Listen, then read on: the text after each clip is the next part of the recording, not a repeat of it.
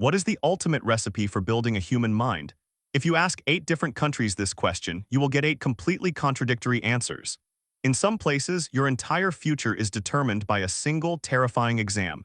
In others, you aren't even given a letter grade until you're a teenager. Some systems prioritize extreme discipline, some prioritize mental health, and others prioritize Friday night football. Today, we are traveling across the globe to decode the education systems of 8 major countries. We'll look at the brilliant strategies, the glaring flaws, and the cultural secrets that define how the world learns. Let's start by looking at a country that looked at the global standard for education and threw it completely out the window: Finland. If most of the world is about competition, Finland is about extreme trust. Here, children do not even start formal academic schooling until they are 7 years old. Before that, it's entirely play-based. Once they do start, there are almost no standardized tests. There are no school rankings, homework is minimal. The school days are notably short and students get massive breaks to go play outside even in freezing weather. So how do they frequently dominate global education rankings? They elevate their teachers.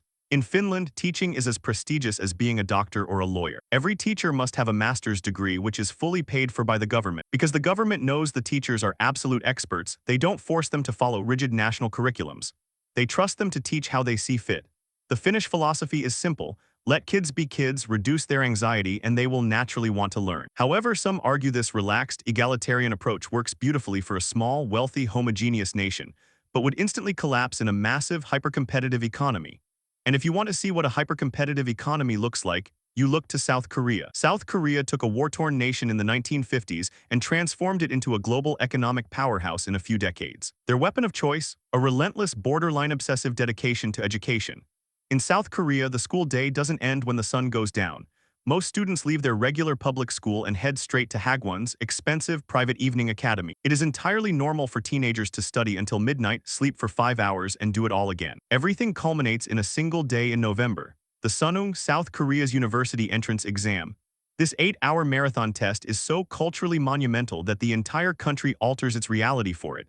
Construction sites halt. The stock market opens late to keep the roads clear for students. And commercial airplanes are grounded during the English listening portion so the noise doesn't distract the test takers. The result is a workforce that is insanely disciplined and highly educated. But the cost is immense. The financial burden of Hagwons is so high it's literally causing South Korea's birth rate to plummet, and the psychological pressure on teenagers is a national crisis. Just across the sea, Japan also values extreme discipline, but their methodology is entirely different. Japanese schools are engines of moral and social engineering. The Japanese system is built on a concept of communal independence. From the very first grade, children walk or take public transit to school without their parent. Inside the school, you won't find many janitors. Why? Because of Osoji. Every day, students are required to scrub the toilets, sweep the halls, and wipe the chalkboards themselves. At lunchtime, students serve the food to their peers and eat together in the classroom. The goal isn't just to teach math and science, it's to teach that you are a small part of a larger whole. You clean the school so you learn not to litter. You serve the food so you learn gratitude. The criticism of the Japanese system is the phrase: the nail that sticks out gets hammered down. The system demands conformity. Individuality, rebelliousness, and out-of-the-box thinking are often discouraged. But in exchange, they produce a deeply respectful, harmonious, and highly functional society. Now let's leave Asia for a moment and look at the West. To understand the American education system, you have to understand one fundamental rule: there is no single American education system. There are roughly 13,000 of them. Unlike most countries where the national government dictates everything, U.S. schools are hyper-local. And crucially, they are largely funded by local property taxes.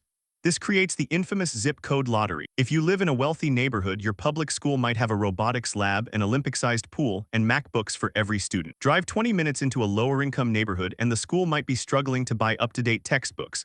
But what makes the U.S. truly unique globally is its obsession with what happens outside the classroom. American schools are community hubs. Sports, drama, debate, and prom are seen as vital parts of growing up. Why? Because of the college admissions process. In many countries, university acceptance relies entirely on one test. In America, colleges look for a holistic candidate. You don't just need a good GPA, you need to be the captain of the soccer team, volunteer at an animal shelter, and write an essay about your personal growth. It produces highly confident, well-rounded, and creative communicators. But critics argue the massive inequality in funding, paired with the staggering cost of American universities, makes it a system where money heavily tips the scale. While the American system is highly decentralized and focused on holistic development, the Chinese system is built on something entirely different: scale and standardization. If you want to understand the Chinese school system, we are talking about 200 million students in the K-12 system alone. How do you decide who gets the best jobs in a country of 1.4 billion people? You build the ultimate filter. You build the Gaokao. The Gaokao is the most grueling entrance exam on the planet. For Chinese teenagers, their score on this two-day test dictates everything: what university they attend, what tier of city they can live in, and their family's future socioeconomic status. Because the stakes are literally life or death for a family's upward mobility, the studying is brutal. In recent years, the private tutoring market got so expensive and out of control that the Chinese government actually stepped in and banned for-profit tutoring in core subjects, a move known as the double reduction policy, to try and ease the financial bleeding of parents. Critics call it a soul-crushing memorization factory, but supporters point out that the Gaokao is the ultimate equalizer. In theory, a poor farmer's child from a rural province who scores perfectly can sit in the exact same elite university classroom as a billionaire's child from Beijing. India shares the massive scale of China, but adds a layer of dizzying complexity. India doesn't have one unified system. It's a chaotic, vibrant mix of state schools, elite private institutions, and sprawling rural classrooms taught in dozens of different regional languages. Culturally, in India, STEM science, technology, engineering, and math is viewed as the ultimate holy grail. It is the guaranteed ticket out of poverty and into the global middle class. Because of this, India has engineered some of the hardest engineering and medical exams in human history, the JEE and the NEET. To put it in perspective, getting into MIT or Harvard is statistically much easier than getting into India's top institutes of technology. This has birthed entire coaching cities, like Kota, where hundreds of thousands of teenagers move away from their families to study 14 hours a day just to crack these exams. The top 1% of this system produces the world's most sought-after tech CEOs, doctors, and engineers. But the bottom 50% often struggle with massive underfunding, teacher absenteeism, and crumbling infrastructure. It is a system of extraordinary extremes. Let's take a deep breath and travel to Scandinavia. If China and India are about sorting the absolute best from the rest, Norway's system is designed to ensure no one thinks they are better than anyone else. This stems from a cultural concept called the law of Jant, an unwritten rule in Nordic societies that discourages individual superiority and boast. In Norwegian schools, there are no grades given until students are 13 years old. No A's, no F's, just constructive feedback. The atmosphere is incredibly casual. Students don't wear uniforms and they call teachers by their first name. Furthermore, education is viewed as a fundamental human right, meaning university is completely free, heavily subsidized by the nation's immense oil wealth. The system produces incredibly happy, well-adjusted adults with virtually zero student debt. The downside?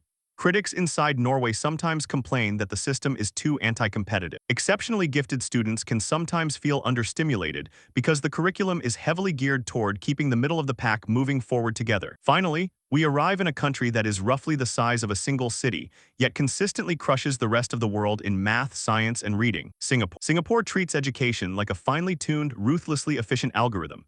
The system relies heavily on a philosophy of strict meritocracy and tracking. At just 12 years old, Singaporean students take a monumental exam called the PSLE, Primary School Leaving Examination. Your score on this test dictates exactly which academic track you will be placed on for high school. It's incredibly stressful, but the government argues that sorting students early allows teachers to tailor the pace of learning to the child's exact cognitive ability. Singapore is also famous for bilingualism. Every student learns English alongside their mother tongue, and Singapore Math, a visual method of teaching mathematics so effective it's been exported globally. While the system produces sheer academic dominance, the government recently realized the pressure cooker was burning kids out. In response, they've started removing class rankings from report cards to subtly shift the culture away from beating your peers and toward personal mastery. A country's education system is essentially a mirror. It reflects a society's deepest fears, its greatest hopes, and its ultimate values. Finland values trust and well-being. South Korea values grueling meritocracy. Japan values the harmony of the group. America values well-rounded individualism. China values the ultimate filter. India relies on STEM as an economic life raft. Norway values absolute equality. And Singapore values hyperefficiency. None of them have the perfect answer because there is no perfect way to build a human mind. Every advantage comes with a distinct cultural tax, but I'm curious, now that you've seen the spectrum, if you had to raise a child in just one of these 8 systems, which one are you choosing and why? Let me know down in the comments.